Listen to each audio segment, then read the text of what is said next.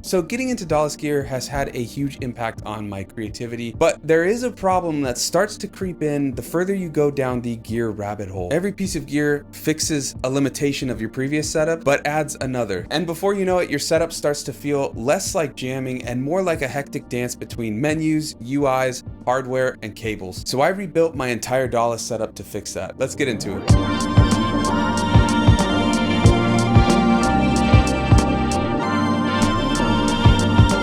So to understand how I fixed it, we need to rewind a little bit and talk where I started with DAWless gear, because it all started to compound and build until I went and stripped everything back and started fresh. So when I first got into DAWless gear, I just finished a couple albums and everything was in the DAW. I got sick of all those options when you open up the DAW. So I started very simple, a circuit tracks, just one box and one workflow. But I started running into limitation with just the 2 synth tracks, the 2 MIDI tracks, and the 4 drum tracks. And I really wanted to start having more flexibility and more sampling capability.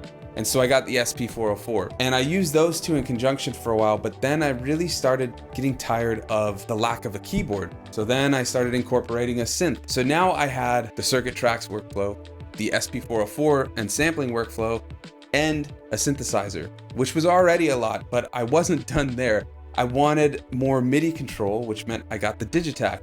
Now I had a Digitac sending MIDI to the circuit tracks, which could then send more MIDI to several synths, and then I could send MIDI to trigger a bunch of long samples. So it just became too much. So I stripped everything back to just one sampler and one synth, and that was huge. It was a lot quicker to make songs. There was just one workflow to use, and then the synth that I would just sample from. But I started feeling boxed in sonically because I didn't have a ton of flexibility. I could have sampled sounds in to the sampler and all that stuff, but you're still limited when you want to perform. You have just that one synth, right? And I get this is a self-imposed limitation, but I just didn't want to get back into that option paralysis like the DAW and like I was getting as I started building that mega setup. I had to remember so many different workflows, so many different UIs, so many different ways of sampling, of project management. It just became crazy. And then not to mention, if I changed projects on one sampler, but I was also still using another, I had to remember everything and write everything down, and it just got too much. That being said though, as I started feeling more limitations sonically, I was looking over at my DAWless desk and realizing I have a lot of awesome gear, and I'm very lucky to have all of that awesome gear.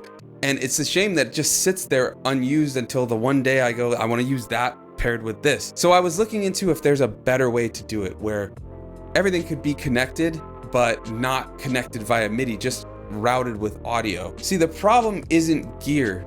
The problem is routing. In my original setup, I just had everything connected via MIDI, everything was talking to each other, and then I had to figure out what's the hub, what's the center. So I started looking at ways to use the gear I own more intentionally. With DAWless gear, it's very easy to get into the mindset of new things come out, there's promises of something cooler, I need to get that and it'll fix this problem I'm having in my current workflow. But instead, I wanted to take everything I had, have it routed and ready to go audio-wise, but still limit myself to just using certain things at a time. So I didn't need more or less gear. I needed a way to keep everything available, but route it all into one destination without having to go behind the desk and change all the routings, unplug things, plug things back. So luckily around that time, DF Audio contacted me because of a video where I talked about wanting to rebuild my setup in this sort of way, but not knowing the direction to go. And they were kind enough to offer to send a patch bay of theirs over to see if it would work. Now this video is not sponsored. They were just kind enough to send it and I just checked it out, and I'm here to report on whether it solved this problem. So what is a patch bay? Well, a patch bay doesn't make sound, it doesn't process audio, and it definitely doesn't replace a mixer. What a patch bay is pretty simple. It takes sources and allows you to route them on the front to other sources. So all of these jacks on the back can be inputs or outputs of anything. So rather than thinking about these jacks on the back as inputs and outputs, it's better to just think of them as sources, and you can then on the front route which source goes to another. Everything plugs into the back here. There's also effects, but we'll talk about that later. So what I'm gonna do is use this as it was the only one I could fit, but I'm gonna use the P6 as a synth and send that into my sampler. So we're gonna go with the line in, not out, but the input of the SP, and that's going to go into, we'll put it as, just for organization's sake, I put the inputs in B, so we're gonna do B1. And then over on the P6, we're gonna take the out and put that into A3. So then what we're gonna do is take A3 and go into B1.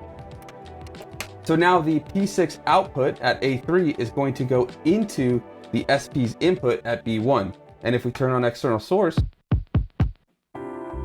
we have sound. So the goal here is that no longer do I have to disconnect and reconnect all sorts of cables when I want to switch between gear. If we zoom out a little bit and think about this when everything's connected over on the desk, I want to be able to have all of my synths plugged in and ready to go, and then have all of the sampler inputs plugged in as well, so that I can just on the front, instead of having to dismantle all of my routing, I can just go, okay, let's say the MS1 is on A3, I can plug that into the SP on B1, but then let's say another day I want to use a Polyan tracker. Well, I could have that set to B3, the inputs, and then I can send any synth into there. So you can already see there are some limitations, at least in the format I'm using this for. And so I do want to talk a little bit about some of the limitations. I mentioned earlier that this is definitely not a replacement for a mixer, and that's mostly true.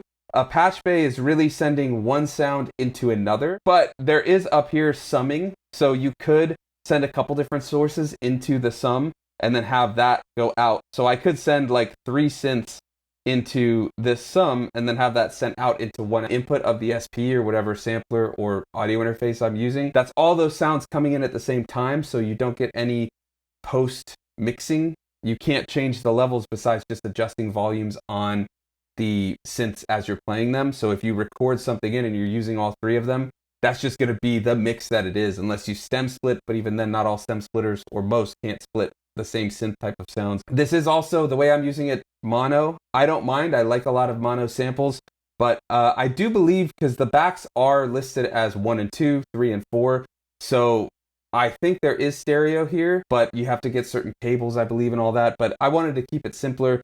This is all about simplicity for me. I wanted to just simplify as much as I can, but I want the options that I have, right? We get a lot of awesome gear. Let's have that all laid out and ready to use. So that's where I'm at with this setup right now, and it will probably keep evolving. I do want to try the summing. I also want to get into setting up a auxiliary pedal board effects chain, but that's a whole different beast that I just didn't want to get into right now. I wanted to keep it as simple as possible and really keep to that idea of limitation and one sampler and one synth at a time. It's just nice now to be able to go, well, I'm using this one synth as I play this part, but when I want the bass line, I'll switch to this synth, and all I have to do is just change one cable on the patch bay. I don't need to reroute anything. Everything's just good to go, but it is still simplified. So the patch bay did fix my issue, but I don't think it's for everyone. If you want to be able to play multiple synths at once, there is the summing option, but it's not the most ideal way of doing that. You'd really want to get something like a mixer in that case. And if I do need to edit something later, I can always bring things into the DAW and stem split for a little more nuanced mixing. But creatively, everything starts right here in the sampler. But not all samplers are equal when it comes to being the brain of a setup like this. And if you want to see my thoughts on every sampler I've owned and which ones actually work best for this kind of workflow, check out this video next. Thanks for watching, and I'll see you next time.